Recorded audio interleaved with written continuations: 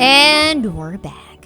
Kasama nyo pa rin si DJ Rocky and this is SPG as in Super Pagganern Secret File ng ating kabisyo na si Ian. Si Ian na merong kaopisina na merong talk / anghit. Pero kapag binibring up daw niya ang topic at sinasabihan ng beshi niya na in denial daw ang kaopisina niyang Ano nga ba ang pwedeng gawin? Ano bang maipapayo natin sa ating SPG Secret File Sender dahil nakakaapekto na po ang amoy anghit netong taong to na kasamahan nila sa trabaho sa kanilang mga buhay.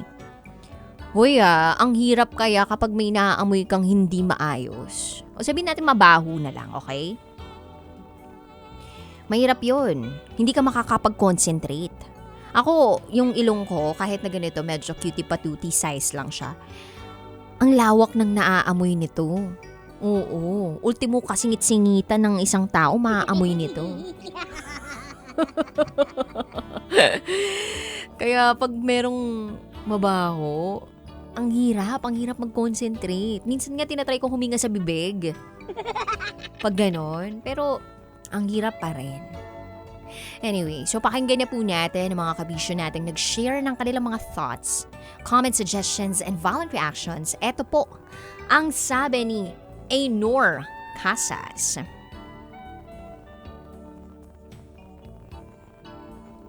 Araw ba New Year sa kanya? Kasi marami siyang fireworks.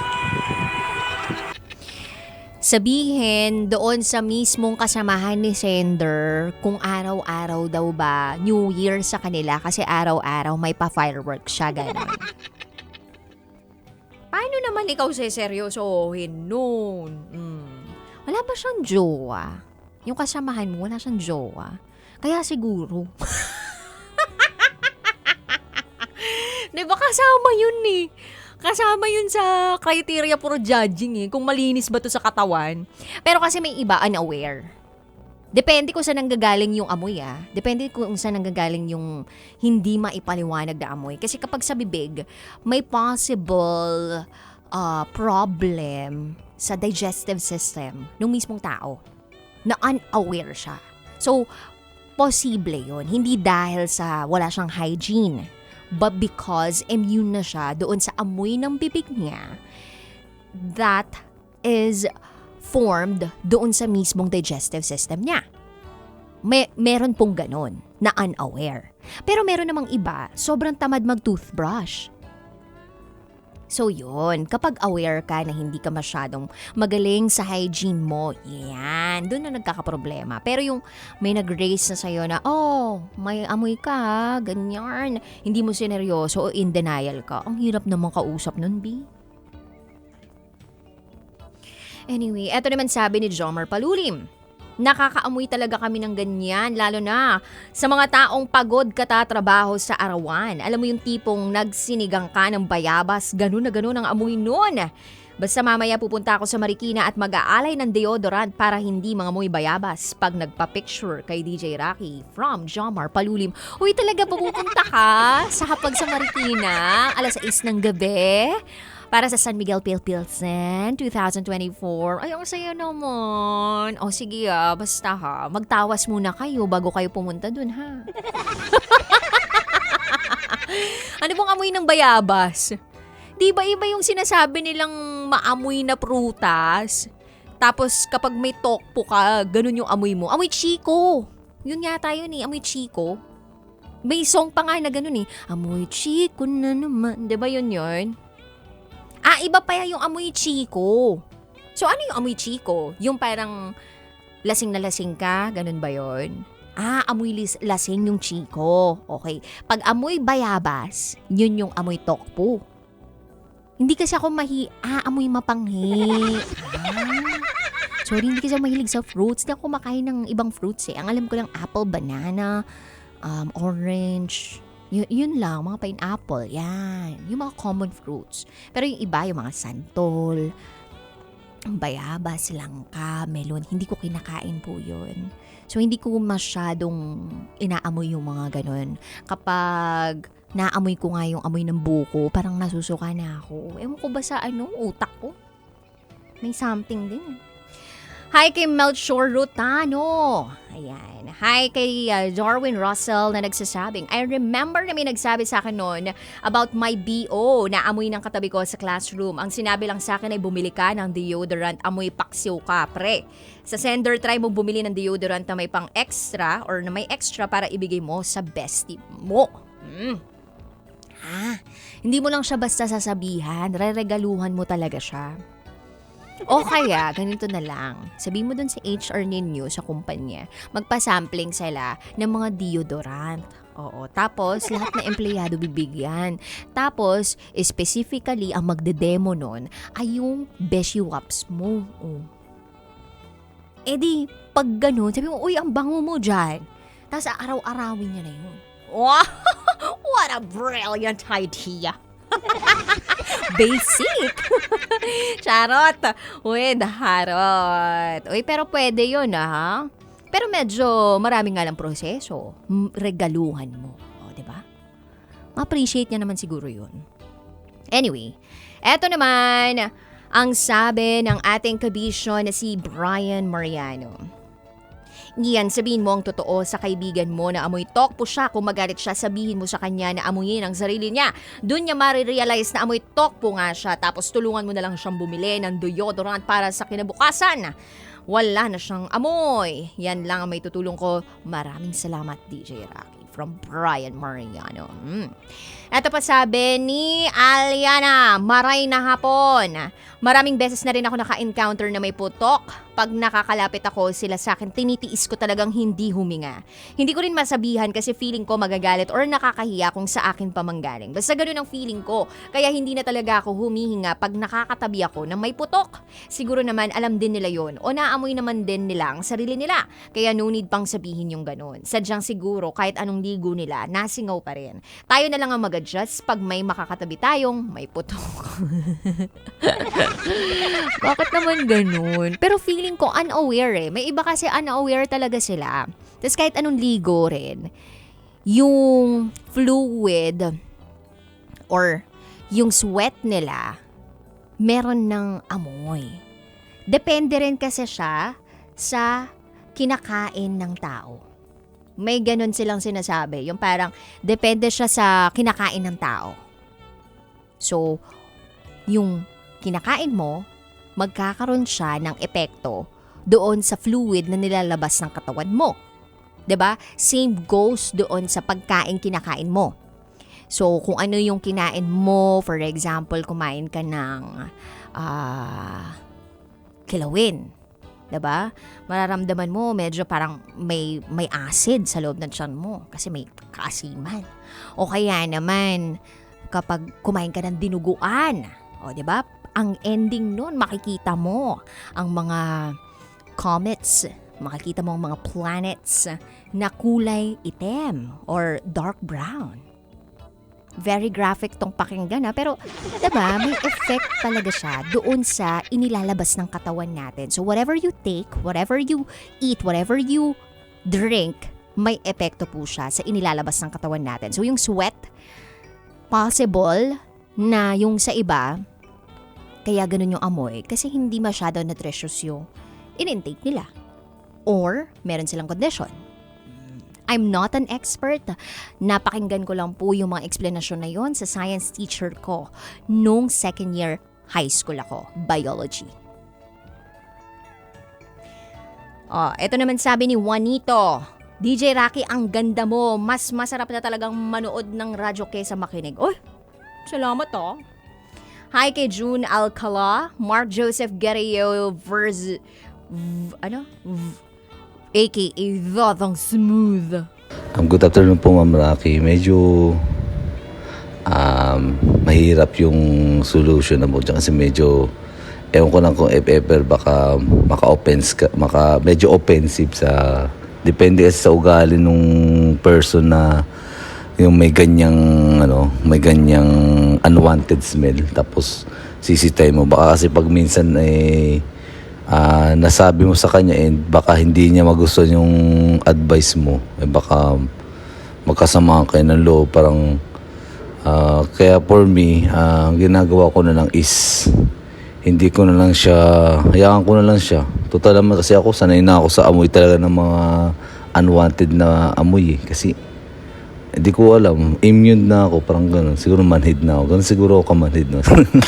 Charot with the rot. And yun lang po, DJ Rocky. And pabati na rin po dito. And I'm here sa school pa lang ngayon. Naghihintay na lang ako nag-out.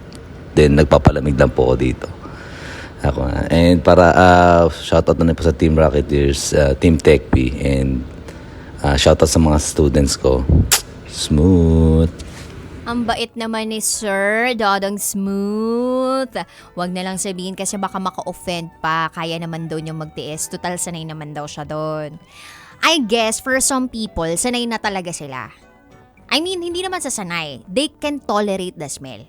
Okay yun. Kaya lang may ibang tao hindi kaya makapag-concentrate magtrabaho or gawin kung ano man yung dapat nilang gawin kapag may naaamoy sila. And pwede kang maging maarte, lalong-lalo na kung nasa private space mo ikaw. Pero syempre, kapag nasa public areas ka, huwag ka naman masyadong maarte, 'di ba? Ikaw na mag-adjust. Di mo naman pagmamayari yung lugar eh. So, ganun lang kasimple yun. Kapag nasa public place ka, then wala kang dapat reklamo tungkol sa amoy ng katabi mo because the place is for everybody. But then, if you are in a private property or in a private place, then, kung sa'yo yun, yung space na yun, o di kaya naman you are working in that office, tapos isa lang kayo ng, alam mo yun, ng hinihingahan na environment, then you have to do something about it. Bakit? Kasi it affects your job. May iba nga nagkaka-migraine dahil sa amoy na hindi nila gusto eh. May ganun po paano kung yung SF center natin buntis pa, 'di ba? Tapos makaamoy siya ng tokpo, di madulol-duwal siya dyan. Anyway, ito na naman ang sabi ni Alan. Well, malakas na bomba yan pag galing sa Anghet. Nakikinig kami lagi dito sa Makati Engineering Department. Shoutout kay Kulot Salot. Wala naman bang may putok po sa inyo sa Makati Engineering Department? Yan. Sana naman wala kasi mahirap yan. Yung nagkukumpuni ka, tinataas mo yung kilikili mo. Kaya nagtatype ka tapos yung katabi mo, 'di ba? May strong smell. Ganun. Sabi ni Amanda Hawkinson, ang gagawin ko, mag-leave ng note sa table, explain, pero ino-note lang, imbes na sabihin ng personal. So parang ang datingan pala nito, secret admirer? May anonymous note na mailalagay sa table, tapos sabihin na by the way, may BO ka, gano'n.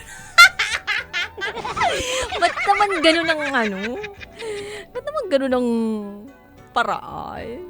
Sabagay, parang nakakilig yun. Tapos ang nakaibabaw dun sa table, Milko. Yan. Ang dami naman na kasing ang dami naman na kasing pangpatay ng amoy. Diba? Merong deodorant, merong foot and underarm powder, may tawas. Ang dami options ngayon. Yan. Hello din kay Marvin Mart Bautista. At ang sabi niya ay... Magandang hapon, DJ Rocky. Magandang At hapon. sa naginig ng Secret Files para sa ating letter sender. Nako! Isang masangsang na balita. May pambili nga ng cellphone, pero ang tawas, wala siyang pambili. Nako! Naloko na. Kaya paalala, mas mabuti mo nang iunahin ng proper hygiene kesa sa mga bagay ng mga cellphone na yan. Para yung amoy mo, hindi madiin. Naku, kaya paalala lang yan. At paalala ni Mang Enriquez sa inyo, kapag yung putok na yan ay naging masangsang pa, hindi ko kayo tatantanan. Papati sa Tropang Secret at sa Team Rocketeers, especially kay Miss May and Sir Jigs na mahilig din sa putok. Ay, pasensya na, naloko na. Kaya naman DJ Rocky, salamat. Ito si Mang Enriquez, nakatutok 24 oras. Salamat, Mang Enriquez, ha. Grabe naman di ambag mo. Hi kay Charles Sancho, may pambili ng cellphone pero walang pambili ng Panty? Ay, panty talaga. Practice proper hygiene, please. Igop Moto Vlog says, grabe naman yung ka-office mate mo. Ganyan ang amoy, personal hygiene ang problem niyan. By the way, pabati sa pasahero ko na ang daming bagahe, uuwi pala ng probinsya. Kita-kits na lang later sa Hapag sa Marikina, angkas rider po ako. Thank you from Igop Moto Vlog. Uy, thank you Ngayon po ako nakaka-receive ng mga message na pupunta sila mamaya sa Hapag sa Marikina. And yes, sa mga kaka-tune in lang dyan, meron po kaming event dyan, San Miguel Pale Pilsen Beer Oke 2024. Kasama ko po later, sina Tanya Chinita, Uncle Dagol, Conyo Bicolano, and Robin Shena. Yan, 6 p.m. po kami nandiyan lahat. So, magpapakanta kami dyan, tapos magpapashot ako. Charot with harot. Meron pa nagsabi dito na si J. Martin de Asas Bernardo. Dapat yung supervisor niya yung kumausap sa kanya since part yan ng character development. Actually, kumbaga, yung immediate supervisor yung kumausap. Lalong-lalo na kung nakakaapekto na siya ng trabaho ng ibang mga kasamahan ninyo. Ang hirap makipag-work sa ganun lalo na kapag makikipag-meeting ka. Tapos, yung mga arms ninyo magkakatabi, yung ganun. Mahirap mag-concentrate sa ganun. Pag close yung office ninyo, close space yung office ninyo, tapos ganun pa. Mabuti sana kung kayo nasa nature, 'di ba? Tanggap mo pa yun Yung para pag nasa open space kayo, open air, okay lang yun. 'Di ba? Ano ba yung mga open air na to? Syempre, yun sa mga construction, normal na mag-aamoy araw ka talaga kahit paggabi na. Normal po yun. Wala naman siguro talagang tao na blessed na sobrang bango-bango kahit di maglagay ng pabango, kahit hindi mag-deodorant. I don't think so. Or depende talaga sa kinakain ng tao. Pero kung mahilig ka sa maanghang, mahilig ka sa mga kung ano-anong, alam mo yun, food and drinks, may sisingaw at sisingaw sa iyo yan. Oo. Tsaka you have to find the right products for your body. Kasi hindi sa lahat ng pagkakataon, tama yung pinipili natin. Parang sa tao lang, charot with harot. Dapat ka din nga side kabisyo. Yun nga, seriously. Eto na, seryoso na ako sa suggestion ko. Walang masama sa pagkumpronta sa isang kaopisina, lalo na sa isang kaibigan na meron siyang BO. Pero mas kalkulado mo, mas alam mo kung paano siya nagre-respond. So, pwede kang sumilip ng iba't ibang options for you to really say, pangat man sabihin, pero impose, diba? Na gumamit na siya ng deodorant, tawas, or put an underarm powder na pwedeng makatulong sa kanya. So, yun. Wellness day. Ayan. Personal hygiene.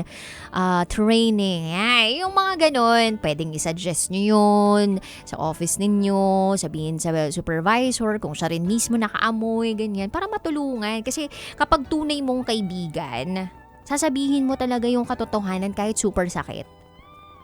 Tsaka kapag gusto mo na maayos and harmonious and healthy yung relationship ninyo sa opisina ninyo, sasabihin mo yun Yun nga pwede mo rin regaluhan ng tawas o kaya naman ng powder, ng dio. Ang dami mo pwedeng iregalo. Kung gusto mo na nga, 'di ba, parang dio kit, ganyan. Lahat na ng mga deodorant nandun na sa iisang lalagyan. Yung ganon.